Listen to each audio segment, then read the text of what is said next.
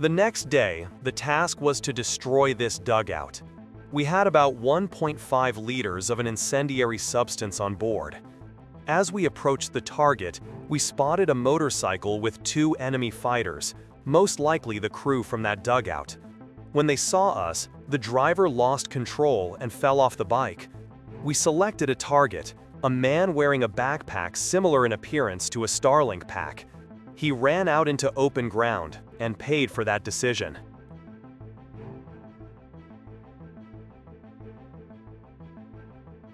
In the fields, we noticed a Russian who had seen the FPV drone in the sky and immediately tried to shoot it down with small arms. The drone was still some distance away, so he had only a few seconds before impact. He used that time to try to bring the drone down instead of running away. The incoming FPV struck nearby. The blast badly wounded him and he fell to the ground. Reconnaissance confirmed he was not yet fully neutralized, so a second FPV was sent to finish the task. When the drone reached him, it maneuvered in and struck directly. At first, it seemed the drone might not detonate, but the Russian shorted the drone's exposed wiring, causing it to explode.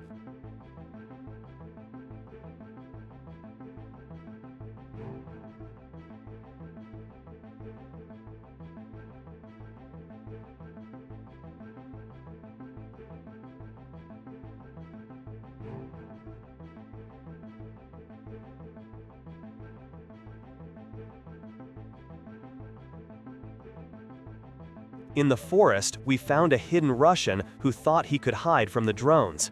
He did not succeed. A strike landed nearby and inflicted heavy damage.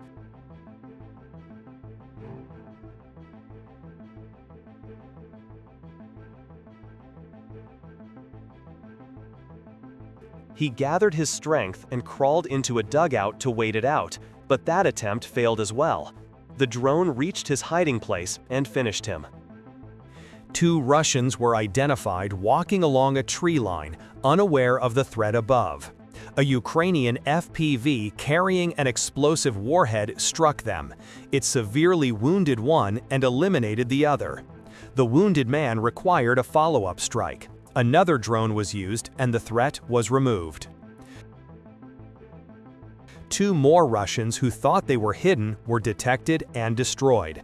The incoming FPV completed its task successfully.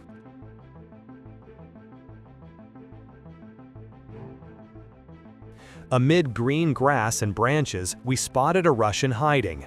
An FPV dove in at full speed and destroyed him.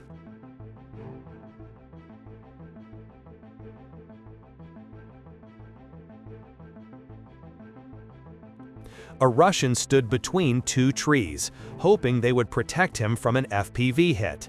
He looked toward the field expecting to spot the drone, but the drone came from behind and aimed its warhead at his legs. After the strike, he fell and could no longer move. When he saw more drones coming in, he collapsed and lay motionless.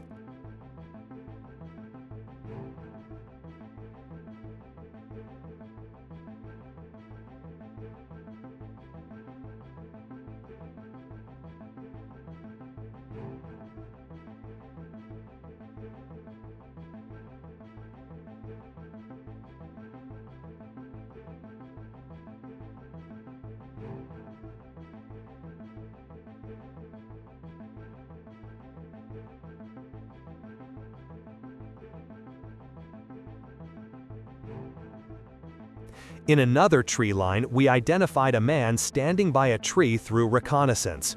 An FPV was directed to his position, struck, and hit him in the head. When the smoke cleared, his silhouette was gone.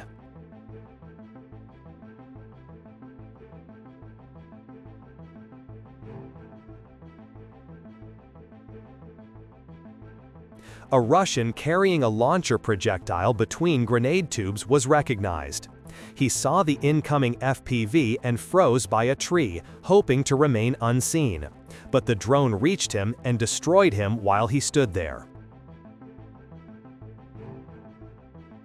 A Ukrainian FPV chased down and destroyed a Russian civilian car. Hearing the drone, the occupants stopped and tried to flee. The abandoned Russian vehicle was finished off.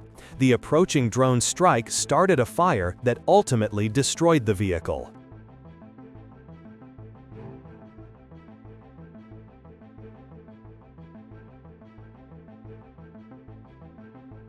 An FPV intercepted and struck a Russian passenger car. The blast made the driver lose control and veer off the road. A second FPV then hit the stopped vehicle, destroying it. The remaining fire consumed the car.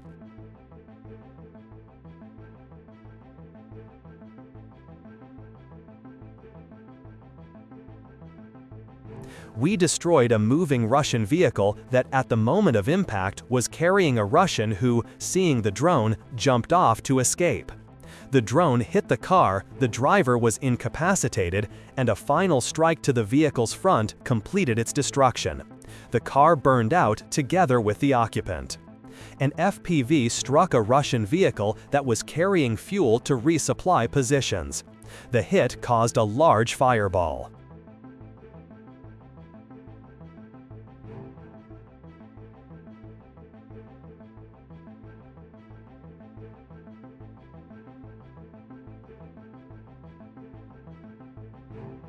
Another abandoned Russian vehicle was destroyed.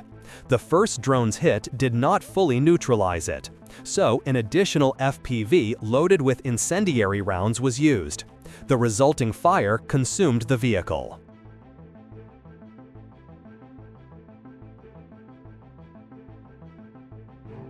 This is the Signum Battalion. Today we review one of our operations against enemy drone operators. Our reconnaissance observed the operators preparing a drone for takeoff. These were fiber optic teams conducting a second launch. We located their dugout and found that its entrance was non-standard, with a turn and an open cellar. We placed a 2.5 kilogram thermobaric charge inside.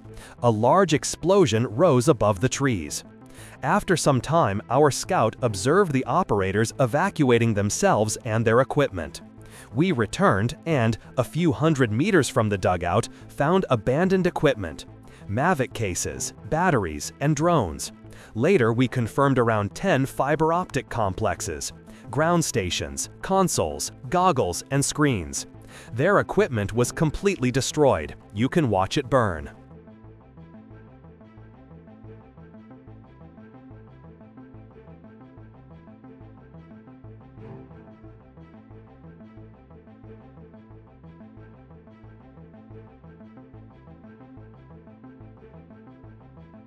A Ukrainian FPV chased and destroyed a Russian motorcyclist riding along the road. A head-on encounter between the FPV drone and a Russian motorcyclist. The rider attempted to evade but failed. An abandoned motorcycle left in the forest was found and destroyed by an FPV. An FPV chased and destroyed a motorcyclist who realized he was being pursued. He tried to maneuver, fell, and the drone struck, destroying his bike.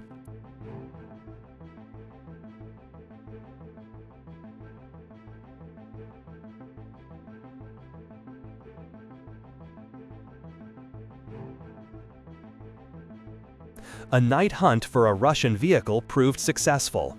The car was covered with a camouflage net that fluttered in the wind, but the net offered no protection. An FPV struck a Russian car. Hearing the drone, the occupants fled, and the drone hit the vehicle, destroying it. The remaining fire consumed the car. An FPV chased and destroyed a Russian motorcyclist that had been abandoned after being hit. It caught fire and burned out. Hidden enemy equipment covered with camouflage netting and branches was detected. The first FPV strike damaged the vehicle but did not destroy it completely. A second drone armed with an incendiary warhead was used to set it ablaze. Much caught fire, and eventually the whole vehicle burned out and is now considered destroyed.